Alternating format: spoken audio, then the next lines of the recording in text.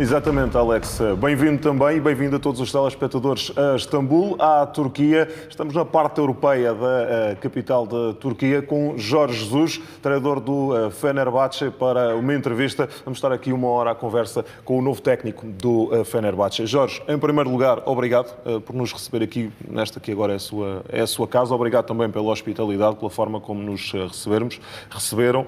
E vamos então partir para esta conversa. E gostava de começar pelo presente, sendo que as coisas não correram bem ontem e o presente é esse jogo diante do Dinamo de Kiev. Nós transmitimos os dois jogos no Canal 11, quer o jogo da primeira mão, quer o jogo da segunda mão. Deu sempre a ideia que o Fenerbahçe estava por cima da eliminatória, pelo menos ontem até ao lance da expulsão.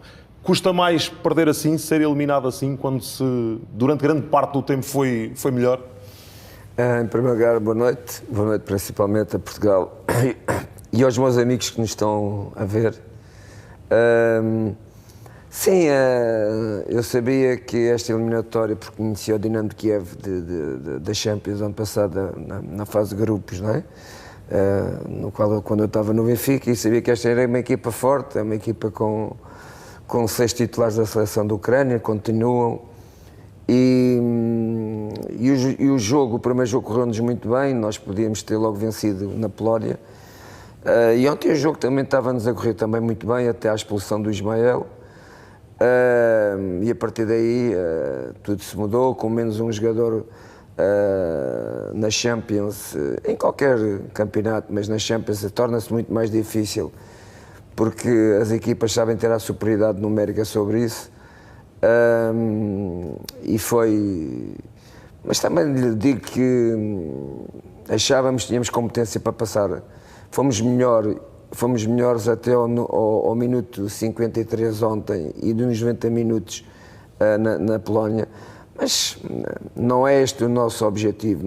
Não me convidaram para vir treinar o Fenerbahçe por causa da competição de Champions.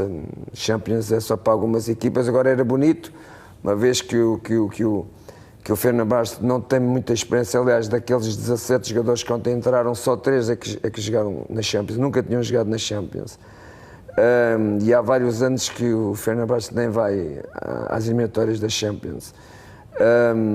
E portanto, era para o clube, era bonito, e para mim também, como é óbvio, passar esta eliminatória, porque teoricamente a segunda eliminatória, que é o Sturm Graz, é mais acessível que o Dinamo de Kiev, mas pronto, aquilo que é o nosso grande objetivo, o nosso grande foco, que é o Campeonato da Turquia, apesar de ainda termos agora as eliminatórias para a Liga Europa. Já tinha estado neste estádio como adversário, na altura, quando estava a treinar o Benfica na primeira passagem. Sentiu este ambiente, mas como adversário, e acredito que não tenha sido fácil. Ontem sentiu a seu favor. É de facto uma coisa impressionante. É impressionante. Eles têm uma paixão muito grande pelo clube. São 30 milhões de fãs, não é? A Turquia é um país enorme. E de facto eles são quentes na forma como eles expressam-se no seu apoio à sua equipa, e ontem foi o primeiro jogo que nós fizemos, portanto no nosso estádio, foi demonstrativa todo aquele calor, e um bocadinho depois também a forma como eles no fim do jogo nos perceberam da gente ter sido eliminados, mas aplaudiram-nos e ficaram, e acho que também só teria que ser assim, ficaram orgulhosos da equipa. Jorge, olhando já para o estádio, havia já algumas tajas com o seu nome, havia cânticos também já com o seu nome. Sente-se também parte desta, se calhar o grande responsável, por esta esperança que existe nos adeptos já do Fenerbahçe? Nós não estamos aqui há muitos dias, mas do contactámos nos hotéis, nos táxis, na rua, muita gente já fala no seu nome, sente-se como uma pedra importante, se calhar essencial para esta nova chama dos adeptos do Fenerbahçe, que não são campeões já há algum tempo. Há 8 anos. Há 8 anos e, portanto, querem voltar a ser. É o grande objetivo dos adeptos e do presidente. Se me perguntar se eu pensava vir treinar para a Turquia, não pensava. Mas eles quiseram-me tanto, andaram desde que eu saí do Benfica, tantos meses, todas as semanas, a ir a Portugal a convencerem-me, que me convenceram. Mas não foi fácil, já se percebeu. Não foi fácil, é que eu não estava a pensar, portanto, vim para o Campeonato Turco. Mas depois, também falando com colegas meus que trabalharam aqui, com o Crespo, que é jogador do Fenerbahçe, tudo isso foi-me motivando e em maio, não é? Foi em maio que eu disse que ia decidir mais ou menos a minha vida, no princípio de maio.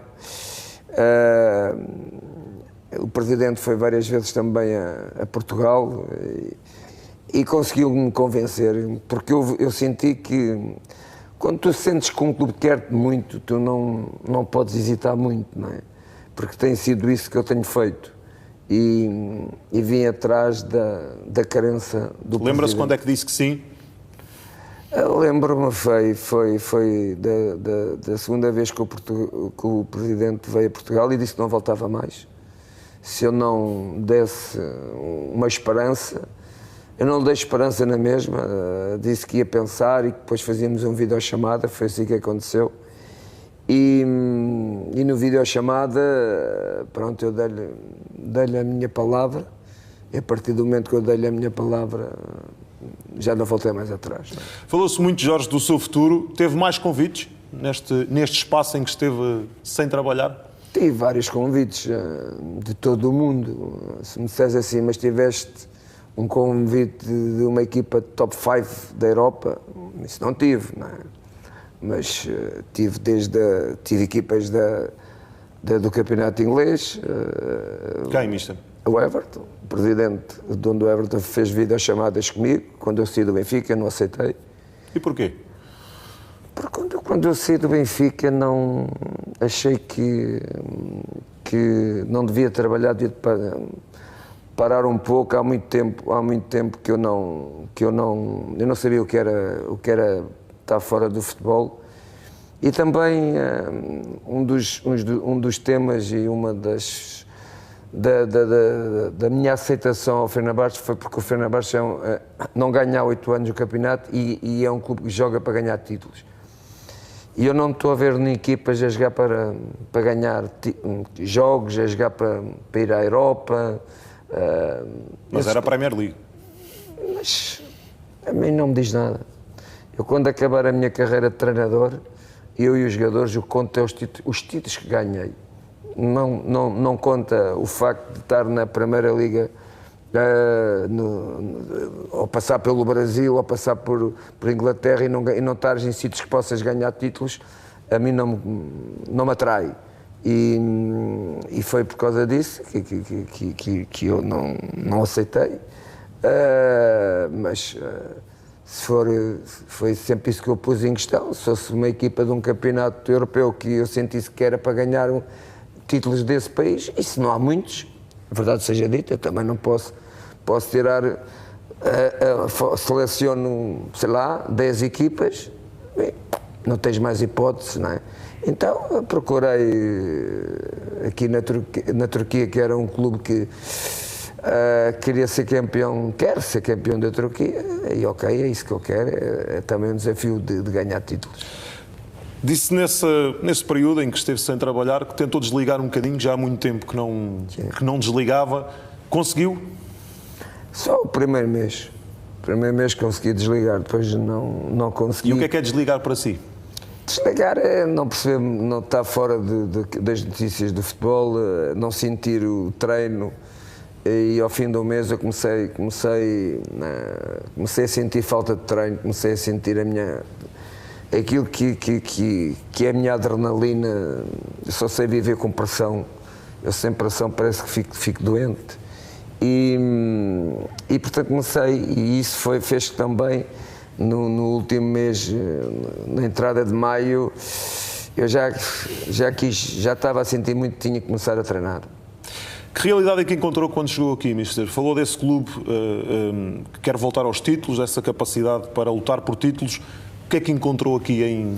Fiquei surpreendido com tudo. Não conhecia a Turquia, conhecia de vir cá jogar, não é? Já joguei no estádio onde jogámos ontem, mas isso jogar é não sair do hotel e conhecer o campo. Mas não conhecia a Turquia, não conhecia Istambul. É uma cidade espetacular, é um país, se calhar ninguém tem noção do que é a vida desta cidade. Eles não dormem. Parecem bandos, são muitos, são 18 milhões e as condições do clube. O Fenerbahçe tem condições ao nível do Benfica, dos melhores clubes que possa haver na Europa, e o Benfica é um dos melhores clubes da Europa em termos de condições de trabalho. O Fenerbahçe também é. O que tem hoje em dia, o plantel que tem, já lhe dá algumas garantias para lutar pelo que quer? Ou ainda está muito longe? Não, está muito longe. Se estivermos a falar de Champions, isso não há hipótese. Se estivermos a falar da Liga Europa, também está muito longe. Para o Campeonato Turco, penso que vamos fazer uma equipa. Ontem o jogo deu-me boas indicações, muito boas indicações, apesar de eu ter perdido ao Presidente, porque perdemos o nosso melhor central, e eu quero que o Presidente contrate 2 novos centrais, porque só temos neste caso 2, precisamos de mais 2. Mas estão o Gustavo Henrique e o Luan Pérez também. Sim, hoje o Fenerbahçe acabou por contratar o Luan Pérez, o Gustavo Henrique ainda não está acertado.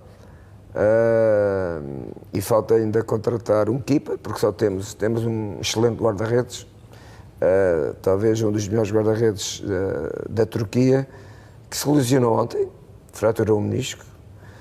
Vou ficar sem lá algum tempo, mas basicamente é só esses 3 jogadores para completar ou para fechar o plantel que ainda não se fechou. Hoje falou-se aqui muito na Turquia, umas notícias até aqui na televisão do Taremi. Há algum interesse nisto? Terá alguma possibilidade dele vir? Ou... Não, o Taremi é um jogador do qual eu gosto muito, das características dele, mas para a posição dele eu tenho 4 jogadores. É um setor onde eu tenho mais quantidade e essa possibilidade não se coloca. E o William, que se falou tanto? O William era uma das minhas opções também, porque um dos jogadores que eu pedi ao Presidente era um médio defensivo, e falei-lhe em 2 nomes, no William e no Arão, mas o William, por negociações que me ultrapassam, segundo me disseram, estavam mais difíceis. E depois acabámos por contratar o Arão, e estou, como já sabia, muito feliz com ele. Também, ele conhece muito bem, foi muito importante, é muito importante neste momento.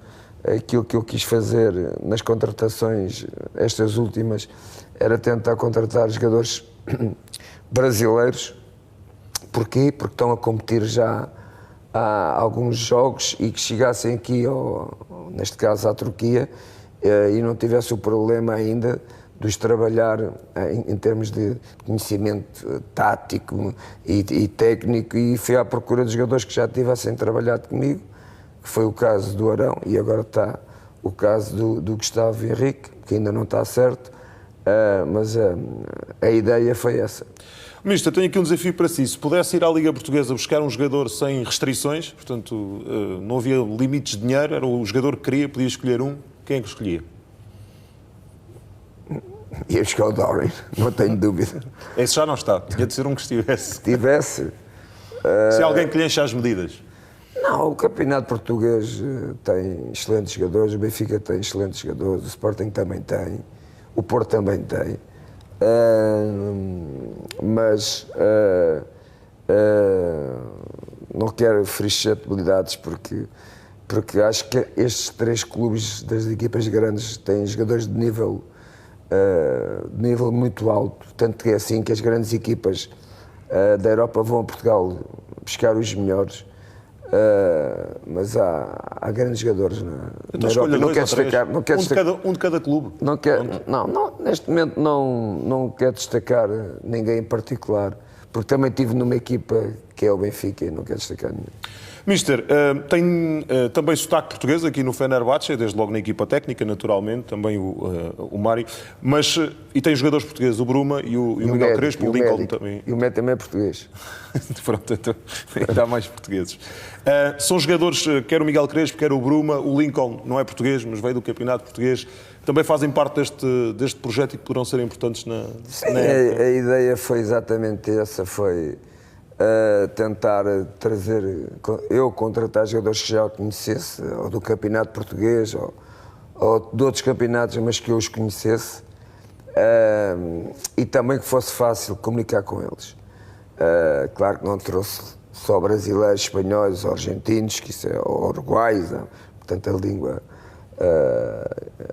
língua espanhola não trouxe nenhum jogador com espanhol, mas já estão cá alguns jogadores que falam o castelhano, e isso para mim torna-se fácil, mas isso para mim não é problema, porque no Benfica, exato aquilo que eu faço, as minhas palestras que eu faço aqui na Turquia, é exatamente o que fazia no Benfica, porque no Benfica também há quem percebia inglês, português e outras línguas, e nós tínhamos que... E fala com eles como, hoje em dia? Nós arranjamos uma forma de comunicar, onde eu estou a comunicar, eu falo em português, eles estão todos a ouvir na língua deles. Portanto, tem tradutor simultâneo. É muito mais fácil. Jorge, tem 68 anos, ou seja, quando estava a olhar aqui para a entrevista e a preparar, vi várias entrevistas suas e muitas vezes o Jorge diz que gosta de criar, gosta de inovar, gosta de acrescentar coisas ao treino, ao jogo. Com uma carreira tão longa como tem já, com tanta experiência, ainda consegue criar coisas novas hoje em dia? Mais naquilo que é o nosso trabalho, ou seja, nós vamos refletindo, eu vou refletindo sobre aquilo que foi criando e vou tentando evoluir, e vou fazendo variantes daquilo que ao longo destes 30 e tal anos temos trabalhado. Até este momento ainda tenho capacidade de estar horas e horas sozinho a tentar agarrar ao meu computador e a tentar criar situações para depois, dentro da minha ideia daquilo que eu tenho de jogo para a equipa, poder trabalhá-las. Não é? Ninguém o incomoda, ninguém o pode incomodar nessa altura? Nessa altura não gosto, nem música gosto de ouvir nessa altura. Mas isso é que me apaixona, é exatamente eu poder criar aquilo que eu quero depois que os meus jogadores façam com as minhas ideias do jogo. Acha que o futebol hoje está mais padronizado? É mais difícil surpreender os adversários? É mais difícil porque a nova ciência, a nova tecnologia ajudou que os treinadores tivessem uma ferramenta que lhes dá mais conteúdo daquilo que acontece no treino e no jogo, para eles depois refletirem e poderem analisar e poderem desempenhar com mais qualidade, e também em relação aos próprios adversários ter um conhecimento muito mais global de que quando não havia essas novas tecnologias tinhas que ser tu a perceber tudo o que se passava dentro do campo. Hoje não, hoje tens mais facilidade. Mas isso realçava mais o papel do treinador quando não havia? E mais difícil. Agora é mais fácil ser treinador. Acha? Quer dizer, acho que é mais fácil, não tenho dúvida nenhuma, não é? Porque hoje as novas tecnologias trouxe-te formas de tu detectares várias ideias e poderes copiar, por exemplo. Acha que há cada vez menos fantasia, menos criatividade, ou menos espaço para isso no jogo atual? Cada vez há menos espaço, porque isso é um dos fatores que os treinadores procuram quando defendem, reduzir ao máximo o espaço ao portador da bola. E portanto, hoje, tenho absoluta certeza que é muito mais difícil jogar, não sei até quando, mas cada vez mais o futebol, a tática e as dinâmicas dos sistemas cada vez mais estão a ser operacionalizados de uma maneira que se torna cada vez mais difícil ao jogador individualmente poder ser mais fácil para eles criar situações de um contra um, sendo que os grandes craques, isso vai sempre continuar a acontecer porque eles mesmo em pouco espaço criam e sabem se posicionar para poder criar esses mesmos lances. Nas suas equipas, dá essa margem ainda, Jorge? Não, é o que eu quero. Não, tu, se não tiver jogadores criativos, só a tua qualidade de treino não consegue, não dá, é curto, tem que juntar as duas coisas. E aquilo que eu mais peço, principalmente aos meus avançados, é que eles tenham talento para criar. Agora, quando os tens, quando não os tens, é mais difícil. Por isso é que também são mais caros. Inspira-se hoje em dia em alguém, alguma equipa que goste muito de ver jogar, que não as suas, naturalmente, e que tira algumas coisas? Eu acho que o futebol está sempre a evoluir, mas já tive no começo da minha carreira, inspirei-me mais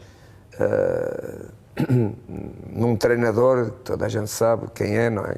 Que já morreu, Johan Cruyff, as equipas que ele treinou, porque era mais a minha era. Hoje não, hoje continuo a ver jogos de futebol, adoro ver jogos, mas não me inspiro em ninguém. Perde muito tempo a ver jogos de futebol, Jorge? Quando estou a trabalhar, perco muito, não é? Como foi mas o que caso. não são das suas, ou seja, que não são jogos do seu trabalho, adversários, por exemplo, outros... Tudo o que é jogos, e quando estava em Portugal, aqui na Turquia não vejo nada. No futebol é a única coisa que eu vejo, portanto é o meu trabalho, as equipas com quem nós jogamos. Mas em Portugal, claro que tinha, e mesmo no Brasil tinha acesso ao campeonato português, agora aqui ainda não o tenho, mas vou ter, não é? Tenho que arranjar, ainda não arranjei a parabólica pirata para poder a ver os nossos jogos do campeonato, porque isso eu gosto. Qualquer jogo de futebol, seja da primeira ou da segunda divisão. Mais português? Mais português. Muitas vezes, Jorge, nós até no Futebol Total, no programa, gostamos de falar do jogo, privilegiamos sempre o jogo. Fala-se muito de sistemas, de modelos, e eu acho que às vezes isso lá para casa é um bocadinho confuso, pelo menos para quem não é treinador. Quem gosta e quem é adepto. E convidava o Jorge até a explicar, por exemplo, qual é a diferença entre o modelo de jogo e o sistema tático, por exemplo. Porque não é a mesma coisa, não é? Não, com coisas completamente diferentes. O modelo é inspirado no teu sistema. O sistema é o princípio de tudo. Há treinadores que... Alguns já ouvi dizer que o sistema, que o 4-3-3 ou 4-4-2, que são números de telefone. Mentira.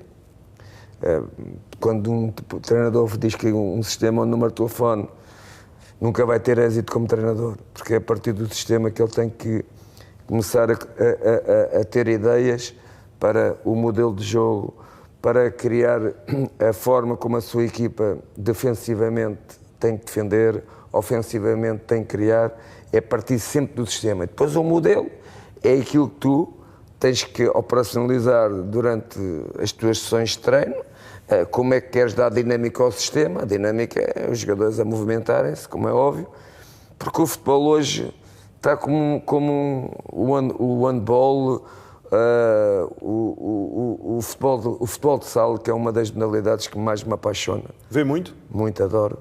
Porque eu, quando era miúdo, também era um jogador, naquele tempo era futebol de salão.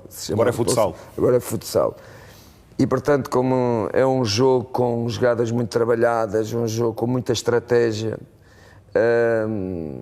Portugal tem uma seleção dispensa apresentações, não é? Sim, e o campeonato português, não é? As grandes equipas do campeonato português, e como Jorge, o Benfica. vê um jogo de futsal inteiro? vejo um jogo de futsal inteiro. E estou sempre atento. Aliás, se eu não tenho vindo para a Turquia, isso tenho continuado. E mesmo no Benfica eu tinha já pensado fazer uns treinos, ver uns treinos da equipa de futsal do Benfica e falar com o treinador. Temos a organizar uma coisa com o Jorge Brás, com o selecionador e o Jorge. E com o treinador do Benfica até chegámos a falar, mas depois não foi para a frente. Olhando um bocadinho ainda para esta questão dos sistemas, hoje em dia, eu acho que a maior parte das equipas, pelo menos em Portugal, começaram a jogar com uma linha de 3. O Jorge já há muitos anos que jogou assim. Porquê é que acha que esse sistema começou a ficar, eu vou usar a expressão na moda, não sei, mas pronto, se não for a mais adequada, perdoa, mas parece que toda a gente agora é quase moda, pronto, no fundo é isso. Eu comecei a minha carreira, os meus primeiros 10 anos joguei assim. E sempre pensei que era um sistema de futuro. Ao longo da minha carreira fui mudando, porque tu também tens que, muitas das vezes, perceber quais são as características dos jogadores que tu tens para te identificares com o sistema. Eu no Benfica, no meu segundo ano, optei por voltar a jogar com 3 defesas. Para mim é o sistema mais difícil de trabalhar. E vou explicar porquê. Porquê que é o mais difícil? Porque normalmente os jogadores não têm formação do sistema de 3-4-3 ou de 3-5-2, não é?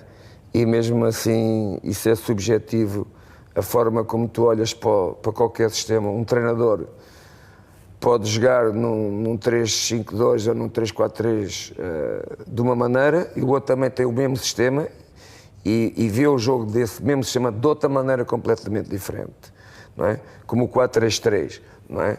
É um sistema que em Portugal se jogou muito no tempo do Josualdo Ferreira. Para mim foi o treinador que melhor soube interpretar o que é o sistema do 4-3-3, e muitos treinadores também jogam em 4-3-3, mas não sabem, não sabem, têm uma forma de olhar para o jogo de maneiras diferentes, de operacionalizar o sistema de maneiras diferentes. Portanto, os treinadores é que depois são os criadores, aqueles que têm capacidade para ver as coisas diferentes das dinâmicas do seu sistema. Talvez a equipa que em Portugal mais cimentou essa forma foi o Sporting. Era uma equipa muito difícil de contrariar porque estava bem trabalhada nesse sistema que estávamos a falar. O ano passado, quer dizer, joga assim desde que o Ruben foi para lá, mas o Jorge defrontou só o ano passado, certo? Sim, mas estamos a falar do 3-4-3 do Sporting? Exatamente. Não é nada de novo para mim, não é?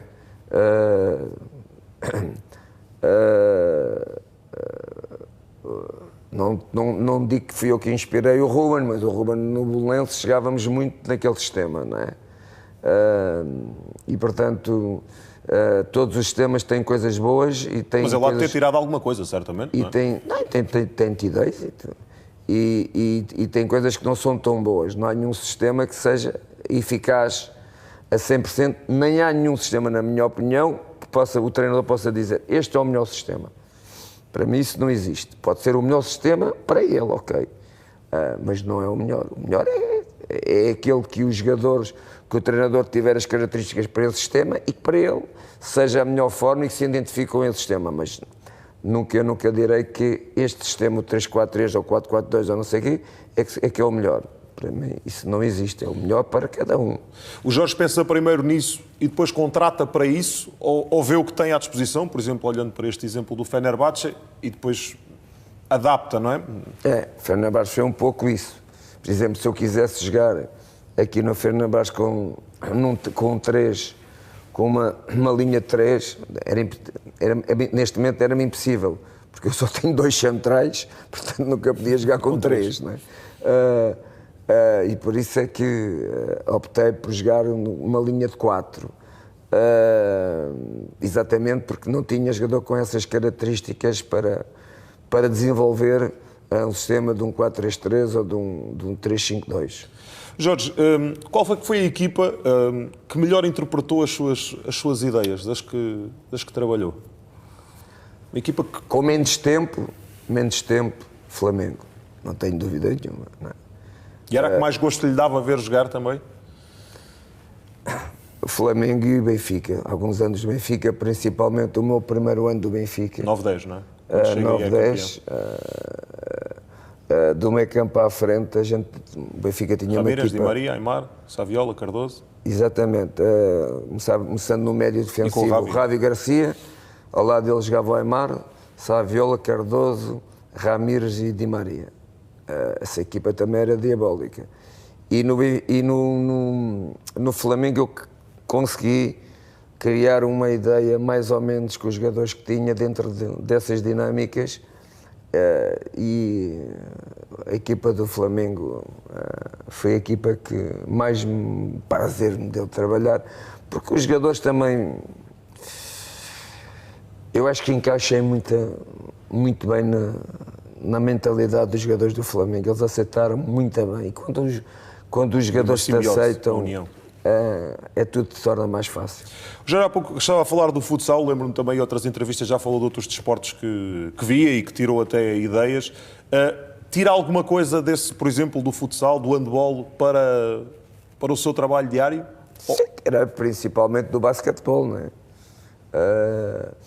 Desde que veio o VAR, comecei a ter mais problemas com as ideias do bloqueio, mas há 15 anos que eu já faço bloqueios de bola parada, não é?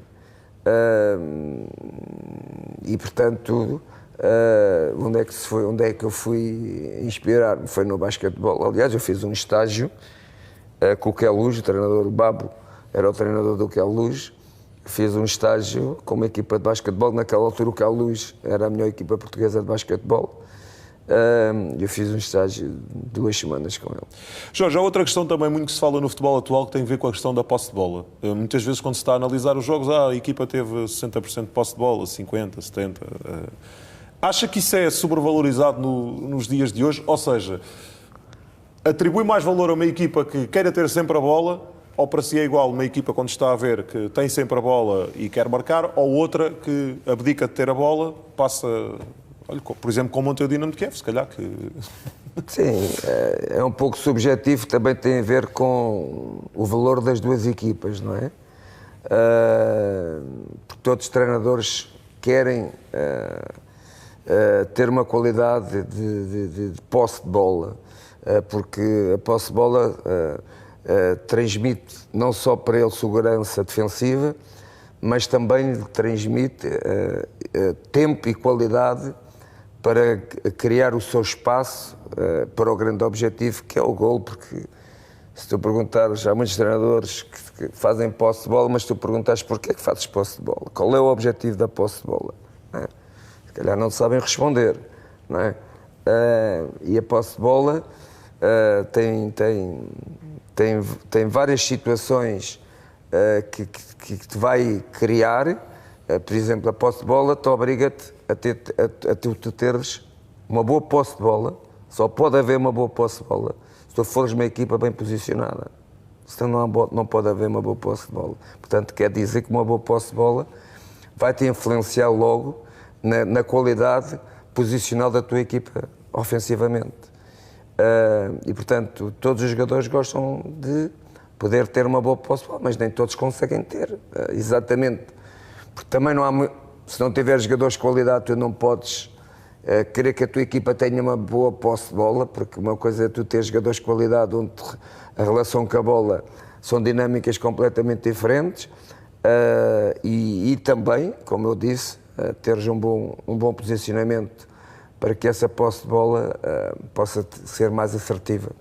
O Jorge também falou muitas vezes, ou nas conferências de imprensa, ou antes ou depois dos jogos, falava muito num termo, não vou dizer que foi o Jorge que o inventou, mas era se calhar um dos treinadores que usava mais, que era a questão da nota artística. Ganhámos, mas ganhámos com nota artística. Não, fui eu que levei para o futebol, não tenho dúvida nenhuma. Agora, não levei para o futebol porquê? Porque isso, está a ver, tem a ver com a patinagem artística. A patinagem artística, as notas técnicas, há uma que se dá que é a nota artística. E eu achei que aquela frase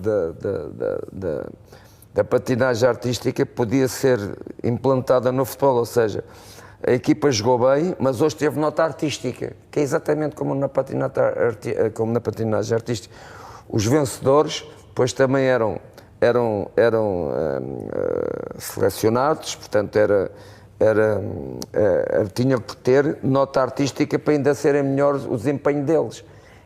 E pronto, eu comecei a dizer isso também no Brasil, que hoje também já é uma forma que eles falam quando as equipas jogam bem, eles dizem que hoje também tiveram nota artística. Em Portugal acha que há pouca nota artística no nosso campeonato, Jorge? Uma visão global.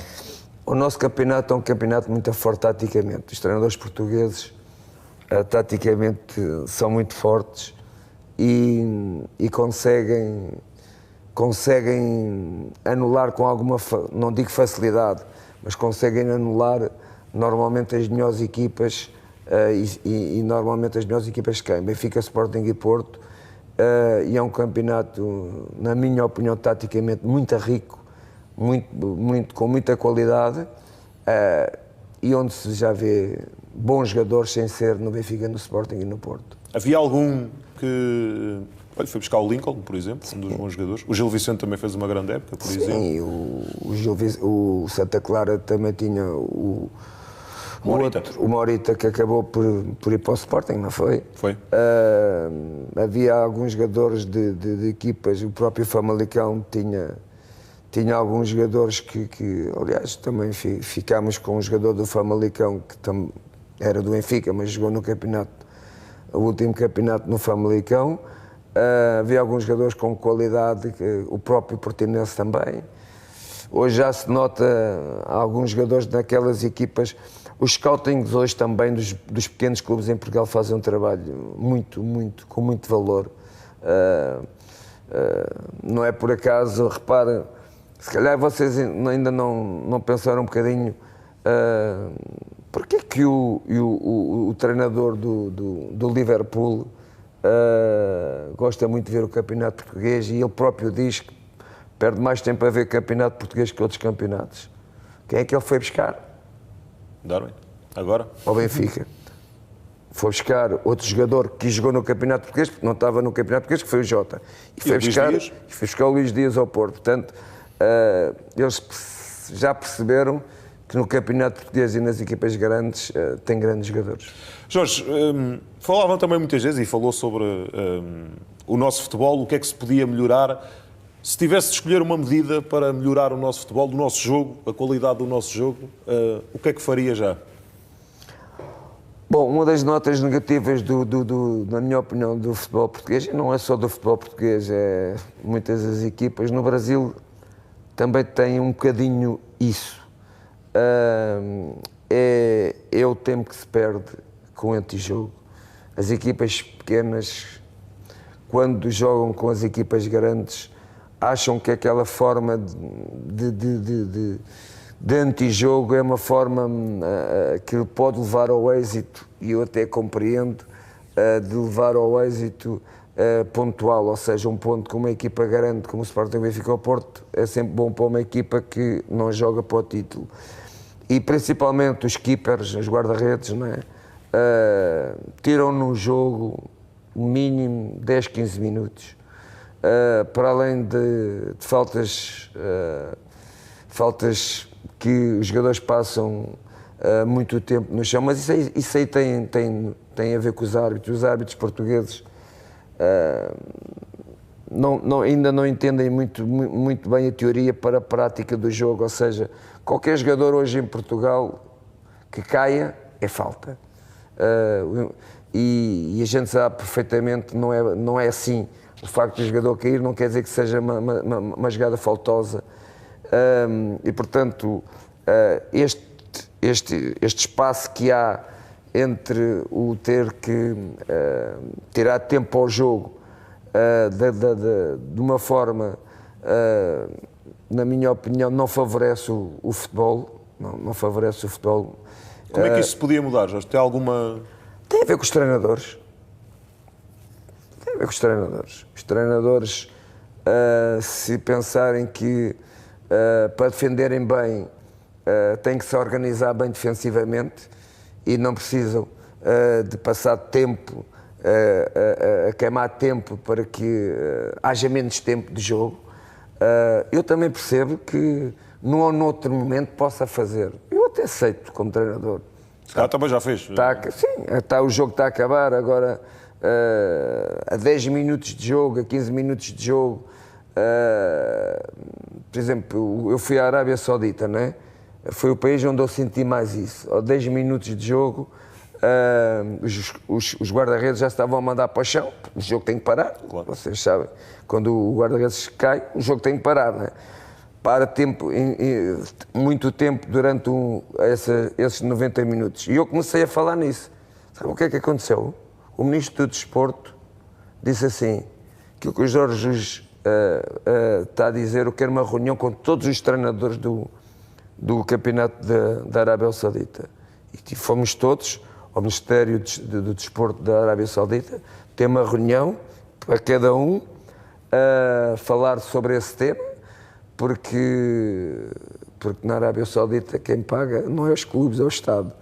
E, portanto, todos foram ali apertados que estavam ali para proporcionar espetáculo e não para tirar a qualidade ao espetáculo.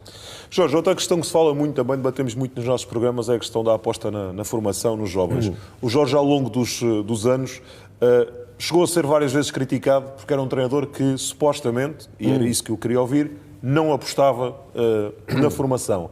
Sente-se, ou sentiu-se, quando foi criticado, injustiçado, quando diziam isto de si? Injustiçado não, mas senti que não era verdade. Porque pronto, não quero mentir. Isso foi criado, foi um dos temas criado na minha situação da saída do Benfica e pegou, não é? Mas isso não é verdade. Não é? Eu cheguei ao Flamengo, lancei um miúdo com 17 anos, que foi vendido logo por 35 milhões para o Real Madrid. Estou aqui, já lancei um miúdo com 17 anos, o Arda, e outro que o Ismael tem 21 anos, porque para mim o futebol não tem idades. Para mim é o valor. Tens 16 anos, tens 15, tens 14, tens o que tiveres, mas tens qualidade e que eu possa perceber que a qualidade dele te dá segurança, não tenho problema nenhum em apostar, entre aspas, num jogador, porque eu não estou apostado na idade dele, eu estou apostado na qualidade dele. Mas só que em Portugal a pressão de querer-se demonstrar, fala-se muito em Portugal, formação para aqui, formação para ali. Claro que nós temos que viver da formação, principalmente em Portugal, que somos um país vendedor de jogadores, mas não pode ser só formação, tem que ser as duas coisas, formação e prospecção. E o Porto foi um exemplo disso. Para mim o Porto, o ano passado foi um exemplo disso, com os vários jovens que lançou-se, que o Sérgio Conceição lançou, mas ele lançou-os com tempo, trabalhou-os com tempo, alguns até saíram e voltaram. É assim que eu vejo como é que se... E quando entraram estavam preparados? E quando entraram estavam preparados. Mas normalmente um jovem, quer dizer, claro que há casos fora de série e com 17, 18 anos jogam, mas normalmente precisa sempre de algum tempo. Dizer, claro, não se pode lançar os jovens, não é? Claro, precisa de algum tempo e a gente sabe que o jovem está mais próximo de errar, porque é normal, não é? Que um jogador com mais experiência. Dou o exemplo de ontem do jogo. Nenhum jogador com experiência ontem... Vê o segundo amarelo. Levava o segundo amarelo como o Ismael levou. O que é que isso originou? Indiretamente, se calhar que a gente não tinha ganho o jogo. Agora, ele tem lá o valor dele, por isso é que eu acredito nele e vai continuar a jogar, mas são pequenos pormenores que tu pagas também caro com a juventude dos jogadores. Jorge, porquê é que se procura tanto hoje em dia o treinador português? É que não é só aqui, no Brasil, Inglaterra... Está na moda. Está na moda, o treinador português está na moda e alguns...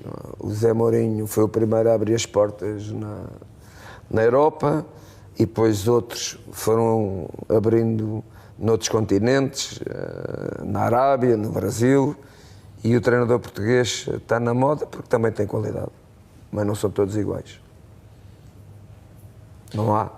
Não há nenhum livro para ensinar a ser treinador. Há uns cursos. Também não acredito nisso. Acredita mais em quê? Há cursos, é como tu, para conduzir, tens de ter uma carta de condução para conduzir, mas tu podes saber conduzir sem ter carta de condução. Não é no curso de formas como treinador. Agora tens de ter uma carteira de treinador, como é óbvio. E bem, acho que o treinador tem um pouco de jogador. É um criador, tem muito a ver a forma como ele é formado na sua carreira como jogador, porque eu não acredito que tu na faculdade aprendas o que é futebol. Jorge, há aqui vários assuntos que eu gostava de falar consigo, alguns do passado recente. Acho que também quem está lá em casa não ia perdoar se eu não lhe fizesse estas questões sobre a atualidade recente. Gostava de ouvir a sua versão sobre a recente saída. A recente, que não é recente, já foi há quase um ano. Saída do Benfica. Falou-se muito, o Jorge nunca falou disto publicamente, pelo menos que eu tenho ouvido. No Brasil houve umas frases que foram colocadas, mas nunca falou disto publicamente. E acho que até para encerrar, se calhar, o assunto, gostava de ouvir porque é que o Jorge saiu e se não sentia que podia ainda conseguir os objetivos que se tinha proposto no início da época, porque as coisas estavam completamente... Uma tomada de decisão minha, não foi nada novo que eu não fizesse já noutros clubes. É verdade que estávamos nas frentes todas, menos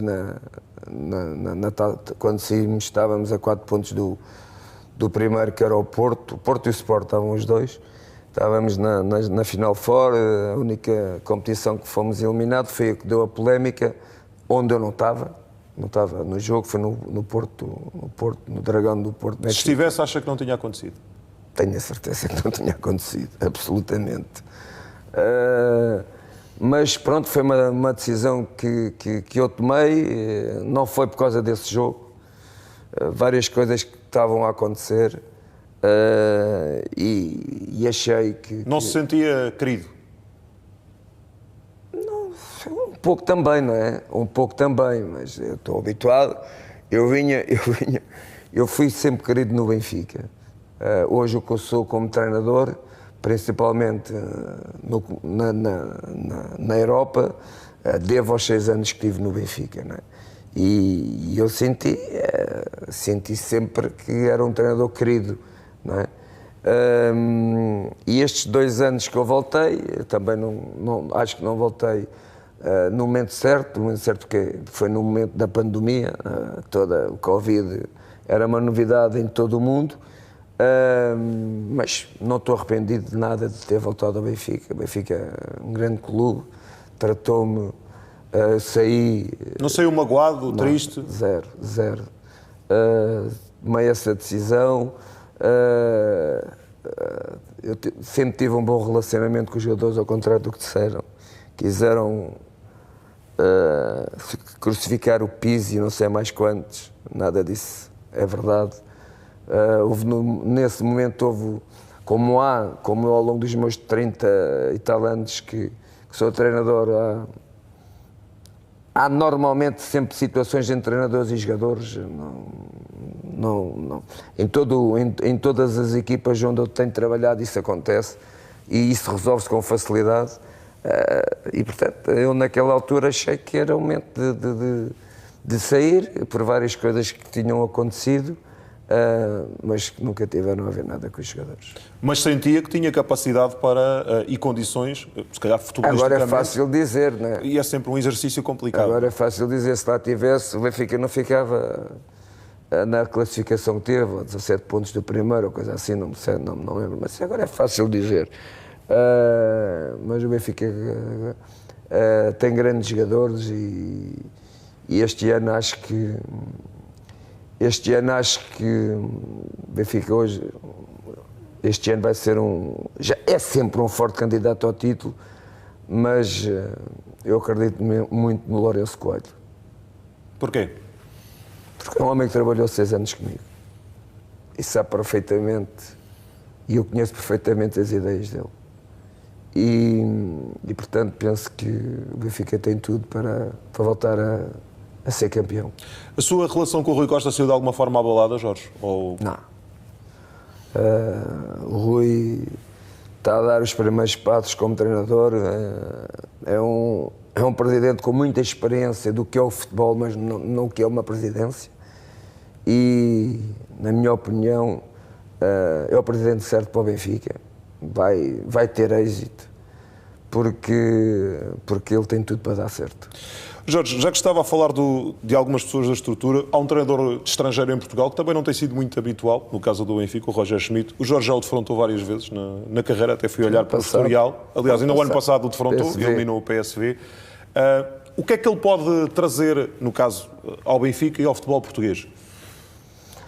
De certeza traz algumas ideias diferentes, não é? Por exemplo, é um treinador, pelo aquilo que eu estou a analisar, as aquisições do Benfica de alguns jogadores estrangeiros, ele se calhar tem mais conhecimento desses jogadores de prática de que algum treinador, se calhar, que é o português. Já traz alguma novidade favorável ao Benfica. E depois, não sei o resto, não conheço como é que ele trabalha, portanto não conheço o trabalho dele pelas vezes que defrontei-o, mas não tenho capacidade para analisar a qualidade de trabalho dele. Há algum reforço que tenha visto que o impressionou até agora? Do Benfica? Não, porque eu aqui na Turquia não viu? Aqui na Turquia não tenho hipótese de ver os jogos da pré-época em Portugal, portanto ainda não vi jogo nenhum de nenhuma equipa portuguesa. Jorge, gostava que falasse um bocadinho do Darwin. Ele foi já há bocadinho falou nele, mas ele foi transferido para a Premier League por um montante assinalável. Vai jogar para uma grande assinalável? Equipa. Sem... Para mim é uma coisa impensável, pronto. Não disse assinalável, um grande montante.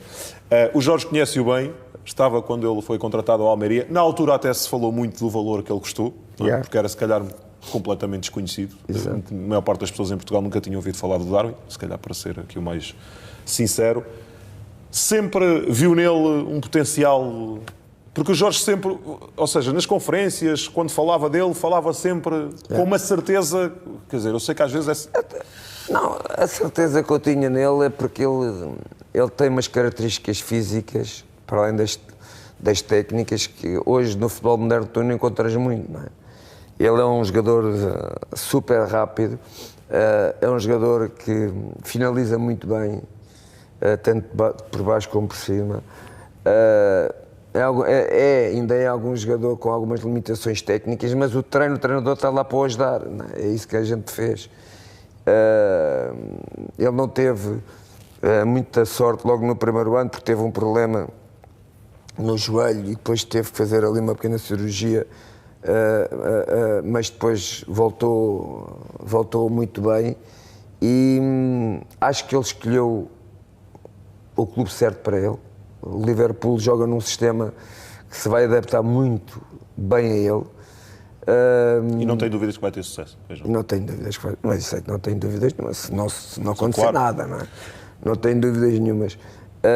Como na primeira vez que eu vi jogar e disse, bom, eu tenho que ir buscar. Aliás, eu, na altura ainda estava no Flamengo, não é? Eu disse, bom, vou buscar este jogador para o Flamengo, não é? E como voltei ao Benfica, o primeiro jogador a pedir essa contratação que eu pedi foi o Darwin. Jorge, acho que é um gosto estar aqui a ouvi-lo e falar de jogadores então e de futebol. Eu não tenho tempo para perguntar sobre vários jogadores, porque estava e gostamos de o ouvir falar, mas para além do Darwin há outro jogador que o Jorge acho que depositou bastantes expectativas, que é o Everton Cebolinha, entretanto já regressou ao Brasil. Ele foi muito utilizado, as pessoas às vezes dizem, não jogou, ele jogou bastante. Porquê é que acha que ele não atingiu a dimensão que teve no Brasil e que se calhar que fez com que o Jorge Jesus o fosse buscar? Sim, eu quando fui buscar, ao contrário do Darwin, quando fui buscar Era feito, era um jogador feito. Era um jogador feito, um jogador que não deixava dúvidas a ninguém, uma grande equipa que era o Grêmio, jogador de seleção, portanto esse não deixava dúvidas a ninguém. E com um futebol com muito talento, eu joguei, não é? Nós jogámos, o Flamengo jogou várias vezes contra a equipa onde ele jogava, que era o Grêmio, onde nós até tivemos algum cuidado sobre o espaço onde ele podia jogar, exatamente pela qualidade. Mas ele no Benfica, e eu aqui também talvez seja um pouco culpado, ele demorou algum tempo a adaptar-se, e também não só à vida social dele, mas também à vida desportiva dele, que era o Benfica, a nossa forma de jogar, a forma como eu queria que ele jogasse sem bola. E quando eu no segundo ano pensei em jogar num 3-4-3, teve muito a ver com o Rafa e com ele, porque na minha forma de olhar para o 3-4-3, esses jogadores praticamente não defendem muito, e eu quis dar essa liberdade, e acho que foi aí que ele também jogou melhor. Mas ele nunca conseguiu atingir o nível que atingiu no Brasil. Pensei que no segundo ano ele conseguisse fazer isso, mas pronto, ele optou por ir para o Flamengo, mas o talento está lá, e acredito, apesar dele chegar ao Flamengo e também não está a jogar, também não sei porquê, mas o talento está lá, e ele vai conseguir voltar às qualidades individuais com que ele faz a diferença como jogador. Temos mais 10 minutinhos. Jorge, olhando para os dois treinadores dos principais rivais da equipa que treinava, o Ruben e o Sérgio, eles foram os dois seus jogadores. Já achava que eles iam dar treinadores, ou nunca lhe passou pela cabeça? O Ruben trabalhou mais tempo consigo? O Sérgio era um menino. O Sérgio, quando trabalhou comigo, eu era treinador do Felgueiras, não é? O Sérgio jogava numa equipa que era o Lessa, e eu fui ver um jogo do Lessa, nem fui ver o Sérgio, ia ver o Rezinho, que era um médio que eles tinham, que o Lessa tinha, e me falaram nele. Eu fui ver o Lessa jogar, e quando vi esse jogo, acho que o treinador daquele ano do Lessa era o Joaquim Teixeira, e quando acabou o jogo eu disse: não, eu não quero só esse, quero também o outro, e levámos os dois para o Felgueiras.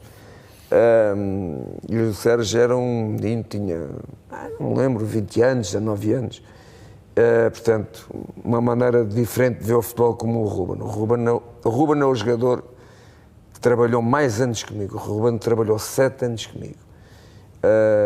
E o Ruben, como jogador, era um jogador taticamente já com conhecimento muito grande da tática do jogo. Ele não era não tinha muito talento, mas era um jogador no qual eu gostava muito, porque se eu pusesse a jogar em qualquer posição, ele desempenhava, porque era um jogador que conhecia o jogo. E eu, nessa equipa do Belenenses, achei que dois jogadores iam dar treinadores. O que eu achava que ia mais longe era o Silas, e o outro era o Amorim. Teve o ano passado uma pequena, não sei se foi discussão, se podemos chamar, com o Sérgio. Já voltou a falar com ele, porque o Jorge sempre teve uma boa relação com ele. Sempre tive uma boa relação com ele. Nunca mais falei com ele. Gostou-me, porque a minha relação com o Sérgio não era uma relação desportiva, era uma relação forte, era uma relação forte mesmo, de grandes amigos. E gostou-me naquele dia, e pronto. Até hoje nunca mais falei com ele. Mas gostava de voltar a retomar essa? Sim, porque as coisas passam e quanto mais anos eu tenho de experiência de vida, mais a vida me ensina que isso não leva a nada.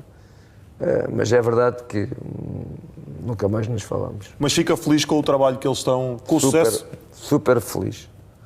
Super feliz e muito feliz com o sucesso de um dos filhos dele, porque quando eu estava a treinar o Sporting, ele estava lá, o Francisquinho, estava lá no Sporting, no qual eu tem muito talento, não tem? No qual, sim, já tinha, no qual eu tinha muito carinho por ele, foi uma fase difícil. Um miúdo com 12, 13 anos está fora dos pais, não é fácil. E portanto estou muito feliz pelo sucesso do Sérgio. Jorge, já falou há um bocadinho disso, mas se tivesse de agora olhar para o campeonato e a tirar um favorito, quem é que atirava?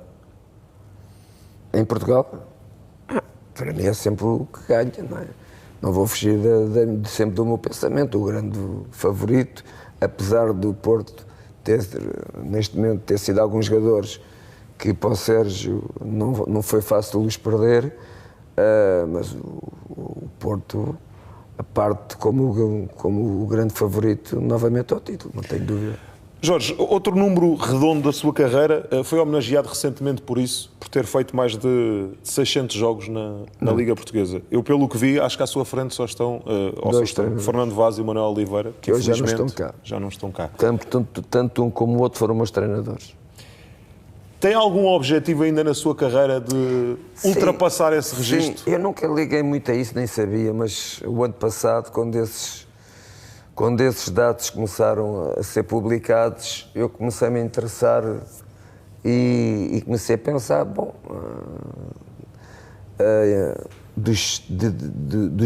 os dois primeiros, uma vez que já não estão no ativo, eu estou a 17 jogos dessa possibilidade, vou tentar bater, entre aspas, esse recorde. Mas para isso tenho que voltar a Portugal, não é? Tenho que voltar a Portugal e não interessa a clube, seja, não é necessariamente que tenha que ser um grande para fazer 17 jogos. Pois, pode ser posso qualquer. voltar a treinar o Estrela da Amadora, que é o clube da minha terra e do meu coração, onde eu comecei a minha carreira desportiva como jogador, mas neste momento E gostava de treinar o outro grande que ainda não treinou? O Porto. Se eu estou a falar que gostava de treinar qualquer equipa em Portugal, é o momento. Os momentos são fundamentais para que isso possa acontecer. Repara, o Flamengo foi sempre um objetivo das pessoas de eu voltar ao Flamengo, e quando foi sempre o momento certo, eu já não podia ser treinador do Flamengo. São os momentos certos às vezes é que faz com que essas situações possam acontecer ou não acontecer. Mas o regresso ao Brasil também está nos seus planos? Garantidamente. E tem de ser o Flamengo ou gostava que fosse o Flamengo? É isso? Não direi que gostava, mas o futebol brasileiro para mim é um futebol muito atrativo, muito apaixonante. Os jogadores brasileiros têm um talento, são os melhores jogadores do mundo, não tenho dúvida nenhuma do que eu estou a dizer. E hoje tenho lá colegas, o Vítor está lá, o Abel está lá o filho do Tony. O Luís Castro também. O Luís Castro, o meu amigo Luís Castro, estou sempre a ver se o Botafogo ganha, estou sempre a fazer força. Sabem perfeitamente daquilo que eu estou a dizer, e hoje eles têm essa realidade. Hoje no Campeonato Brasileiro, o último ganha com facilidade ao primeiro. O Campeonato Brasileiro é dos campeonatos mais fortes do mundo e que tem chama, tem paixão. Os adeptos têm um calor, têm um amor muito grande aos clubes,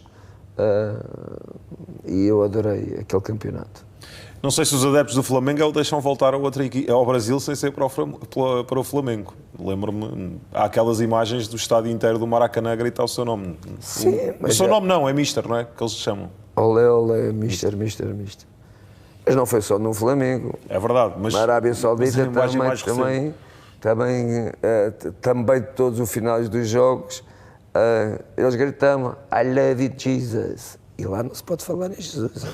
E eles diziam I love you, Jesus. Isso também fez com que a minha passagem no Benfica fizesse com que eu tivesse tomado aquelas decisões, porque fui habituado nestes últimos anos os adeptos a gritar constantemente por mim. Eu, quando cheguei ao primeiro ano no Benfica, nem adeptos havia. O Covid, nem adeptos havia. E no segundo ano a relação também foi um bocadinho fria. Jorge, tem alguma meta para acabar a carreira de treinador? Ou Não. é até conseguir? Também não direi que é até conseguir.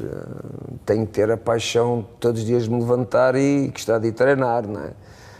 Mas não tenho uma meta, mas também estou dependente, como todos nós estamos, da saúde, não é? Hoje... Mas felizmente está bem. Felizmente estou bem. Também se cuida bastante, segundo sabemos, não é? Faço para isso, gosto de treinar, todos os dias treino. Mas corre? Corro, adoro correr. Aqui, por exemplo, aqui não tenho hipótese de correr, tenho que ir para a passadeira, mas eu não gosto de correr na passadeira, gosto de correr na rua, gosto de correr. Quando os treinos acabam, fico a correr, fico a treinar. E, portanto, é um doping que eu tenho que me tira um pouco da minha adrenalina, é eu também poder correr e treinar todos os dias depois dos jogadores. Os jogadores acabam. Eu hoje tenho uma equipa técnica jovem, que também adora correr, o caso do Tiago e do João de Deus, e portanto tenho sempre duas lebres para me ajudar a correr. Jorge, uma última questão para fecharmos. O que é que o ainda apaixona nesta profissão? Porque acredito que o futebol cada vez vai evoluir mais para aquilo que é outras modalidades. Não direi que o futebol vai ter, como no handball, jogadores que só são para atacar e outros só são para defender, mas acredito que cada vez mais o futebol vai ser um jogo muito criativo, onde os treinadores vão ter que ter capacidade e os jogadores de durante 90 minutos mudarem constantemente o seu sistema de jogo, e isso é um dos motivos que mais me apaixona, porque é muito difícil o fazer. Jorge, obrigadíssimo. Gostou? Gostei, adorei. Gostei muito de conversar consigo. Acho que lá em casa também, com certeza, que apreciaram esta conversa com o Jorge Jesus e falar de futebol. Tantas vezes queremos ouvir os protagonistas falar de futebol e Jorge esteve aqui mais de uma hora a falar de futebol. Isto é um passo longuíssimo, portanto, olha, um daqueles que o seu central, o Cesalai, ontem fez de pé esquerdo. É um passo longuíssimo para Braga, onde está o Pedro Sousa e o João Marcelino, com o presidente do Sporting Clube Braga, o António Salvador. Jorge, antes de fazer-lhe aqui um desafio, fica aqui um agradecimento grande da minha parte e também de todo o Canal 11, por nos ter recebido, pela forma como nos recebeu e também pela conversa que teve aqui, pela amabilidade, pela sinceridade também. Foi um gosto. E convidava-o ali para a Câmara, ser o Jorge a passar a emissão para o presidente do Sporting Braga, que foi seu presidente também e é uma personalidade também importante no futebol português e com o qual acho que tem uma boa relação. Boa noite, presidente. Tenho uma boa relação. Eu sempre, todas as equipas que trabalhei, deixei sempre um presidente amigo, menos numa.